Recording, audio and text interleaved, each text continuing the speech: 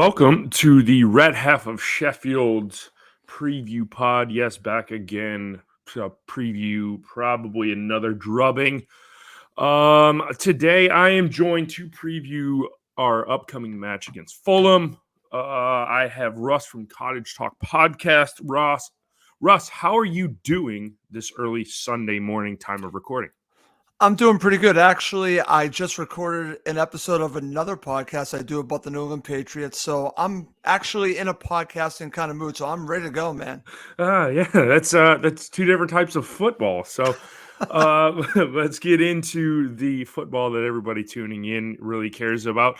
Sum up how Fulham have started this season. I guess it's fair to say that Fulham aren't the Fulham that many United fans have come to know over the past few seasons. No Mitrovic, just give us a good summary of how this season and this squad is setting up for Fulham to begin this early season. Well, it's interesting because I think that there are a couple different ways to look at it. I would say in some ways it's the same type of squad you guys saw a few seasons ago under Marco Silva without Mitrovic. It's still going to look the same, but they don't have the striker up front, which I'll get to in a second. So that does change things. There won't be as many goals for Fulham, I think, this season. They're going to have a hard time making up those goals.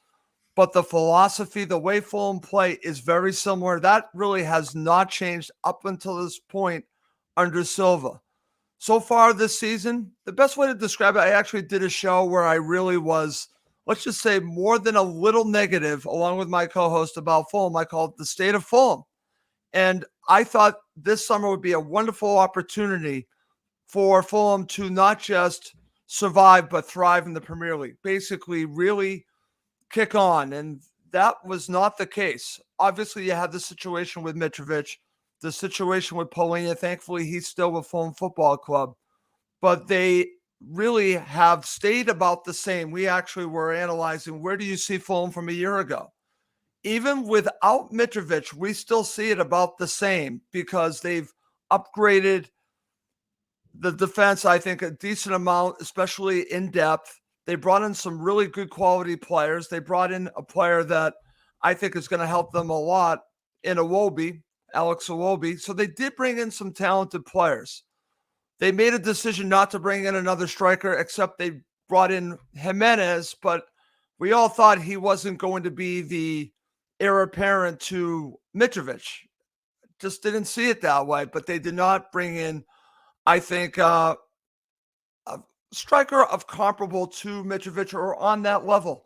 And I happen to like Raul Jimenez. He's going to help Fulham, but he's just not Mitrovic. So with that said, you will see a different Fulham, not the way they play, but they will struggle a little bit more until they figure out with the strikers they have to score goals. So it is a little bit different. The one thing I do want to mention heading into this match, I did listen to one of your episodes and you were talking about your formation. I will tell you that Fulham under Marco Silva continue to struggle against a 3-5-2. They have not been able to figure out that formation. It happened in the championship. It happened in the Premier League, even recently against Luton Town. So I still think Fulham have a very good opportunity to get all 3 points. But this is something that I pointed to in the last episode when we talked about the Luton Town match, that they've not figured it out. They have not moved the ball quick enough. And without Mitrovic, I think it even makes it even harder. So there's an opportunity here, I hate to say for my sake, for Sheffield United, because they've not figured out the 3-5-2. Yeah, we ain't got no chance. Absolutely no chance in hell. So, all right, give us a couple of players to look out for on Saturday. We'll set this up. We are recording before your game against Chelsea tomorrow afternoon. Give us ones to look out for in with your game being Monday night. I don't know how Fulham are not upset that this game is a Saturday afternoon, Saturday 3 p.m. kickoff. It's almost giving us 2 more days rest. I mean, we could have 3 more weeks rest and we still probably wouldn't wouldn't score a goal to save our lives. Sure. But yeah, I guess give us the ones to watch Saturday and your thoughts on the schedule being all effed up. Okay. So players to watch. I'm going to start with, I think, Fulham's best player, and it is João Palhinha. And if you have not watched Palhinha, he has transformed Fulham since he came last season. He's a defensive midfielder. He's a tackling machine, especially against a side like yours that maybe will try to beat us on the counter. He is invaluable with his tackling abilities. I've never seen anyone quite like him with Fulham Football Club. So he is the protector of the back four, but he can also set up our attacks. So I always start with him. Another player to watch in a different way. I'm not going to really talk about the striker position. I'm going to mention Andres Pereira, but not for the reasons you might think of scoring. It's going to be his ability on set pieces, because I think for Fulham to score goals this season, they're going to rely, like they did last season, a lot on set pieces, and his deliveries are phenomenal. So he is key with his deliveries, very key. And he is our number 10, but for me, he's more valuable when we have a set piece. Whenever we do, I know the delivery is going to be spot on. It really is. So that's really something to really watch out for. Two players that I would watch out for. Defensively, I would say it's going to be hard for you to score against Bernd Leno because he's that good. He should be, honestly, in with a top 4 club as their goalkeeper. I still can't believe Arsenal let him go. He's that good. He's that good. So the combination that I'm giving you of basically right up the middle, we're talking Palhinha, Leno, and then I'm also talking about Pereira. The players up front, like I said, it's a work in progress. I expect it to be Raul Jimenez as your striker. But Carlos Vinicius actually, for me, has been even more effective when he's come on, because he is the closest we have to someone like Mitro, because he is a hold-up striker, whereas Jimenez is not. So, and at this point, Marco has not really tweaked his formation to suit Jimenez. Jimenez has just come in and played that Mitro role. He's not Mitro, but he works really hard. And a player that I'm rooting for, I don't know if you know his story, but he is someone that I just want to score a goal, because I think that the goals could then really start to flow from him. But those are the players to watch. I'll even mention Jimenez because I think he's due for a goal. And if he starts to score, that could be a good thing for us. Yeah, I mean, I think it's one for, the neutrals to just, after him coming back from that massive head injury that I'm surprised he was able to come back from, it's kind of, I mean, I honestly don't want him to score against United, but it's one of those deals. It's a bigger picture. If he does score and it gets that confidence back in him and brings out that striker that, we all saw at Wolves, I mean, he was pretty deadly and, was tipped to go to a big top 4, top 8 club. And Absolutely. then the injury and now his career's been on a downside. And I mean, hopefully he's able to get it turned around. So allude to the Premier League again, shafting you guys and making you playing Monday then Saturday. Well, what's interesting about this, I hate to say I'm used to it, but I'm used to it. Yeah. And it's funny. It's something that you guys mentioned on your show. And I'm just going to reiterate this. There is this feeling, the way that it feels this way, that there is this big 6 or top club bias. And I always talk about it with referees, but it goes beyond that.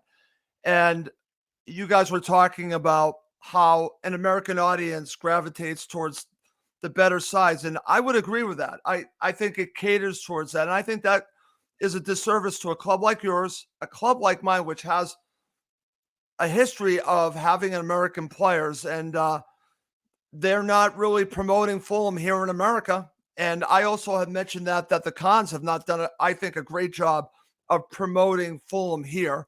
I went to Philadelphia for the series, for the Premier League Summer Series, and the amount of Fulham supporters that were there, it was unbelievable. It was so great to meet everyone. But there's an opportunity to really spread the Premier League for all clubs, including yours. and they simply do not do a good job of it. And it's really irritating. I have nothing but respect for Sheffield United. I want to mention that. I've always, the matches have always been tough. Your manager knows how to play against us. He has been tough against Fulham. So that's why I am giving you a lot of respect going into this match. I have a lot of respect for your manager. And I'll say this one time, I don't care who's listening. Do not fire him. Do not sack him.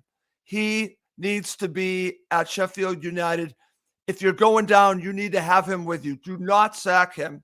I can't say that strongly enough. Yeah, no, I'm in your boat. Unfortunately, I think when we lose Saturday to you guys, he gets the sack. That's just it is what it is. I mean, it makes absolutely no sense. Everybody's clamoring to bring Wilder back in. He's not going to change it. Nope. It's just the golf and quality of players between our players, our team, and the rest of the league. I mean, we have a championship side out there playing against Premier League players, so you're not going to get any results. So all right, Saturday, 10 a.m. Eastern, 3 p.m. UK time. Give me your thoughts on the match and in your final score. Okay. So I think this is going to be similar for Fulham, like they played at Craven Cottage just recently against Luton Town. I think it's going to be very tight. It's going to be cagey. The neutral's not going to enjoy it. Let's just call it what it is. They're not going to enjoy this match. But I believe, hopefully, Fulham have learned their lesson from playing against Luton Town, that they need to move the ball quicker and just try to find the gaps and try to get that goal. I'm going for a Fulham victory because I think that they have enough to beat your side, but it's going to be tight. I'm going to say 2-1 to Fulham. Okay, I mean, at least you're optimistic and giving us a goal. I think Fulham win this. I think the one thing that keeps us in it for most of the game, I think this is another heartbreaker. I think we lose in about the 80th minute. I think it's 1-0 Fulham. Okay. We just can't score. We're not going to score. I think this game, as you said, it's not going to be one for the neutrals. It's going to be more of it's almost going to have vibes of a championship game.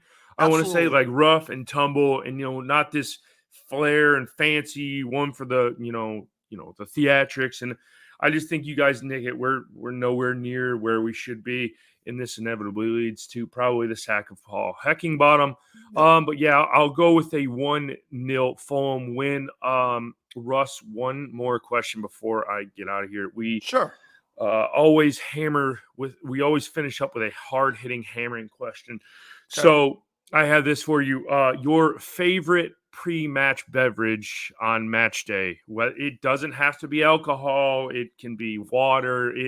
I'm just curious to see if anybody has a superstitious drink they go to on match day, and we only drink this, or we do this, or whatnot. So your favorite match day beverage. Okay, well, I drink this all the time, but I drink it on match day. So it's going to sound strange, but it's Gatorade. I drink Gatorade. I drink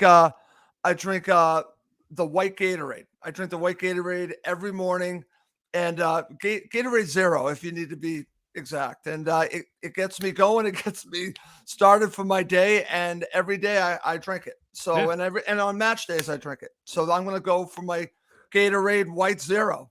There you go. Russ, before we get out of here, give all the social media plugs for Cottage Talk. And I'll definitely put it in my podcast feed now and give you a listen for sure. Okay, excellent. So you can follow us on Twitter at Cottage Talk. You can follow me personally at Russ_Goldman. On Facebook, we have a Facebook page for Cottage Talk, and I'm on all of the podcast platforms under Apple Podcasts, simply Cottage Talk. And we are also part of the Talk Sport Fan Network. Some great podcasts that are associated with that. I'm happy to be part of the Talk Sport Fan Network. So again, thank you very much for having me on, Chad. I've really enjoyed it, and I wish the best the rest of the season to Sheffield United and all the supporters. Yeah, appreciate it. And you can follow us on, if you haven't done so, and I don't know why you're watching this video, Red Half of Sheffield on YouTube, at Red Sheffield on Twitter /X or whatever the hell it's called now. Facebook and Instagram, the Red Half of Sheffield. Me personally, C Jarvis _13. And until we do another podcast after the international break against, I believe, Man United. Oh boy. Up the Blades.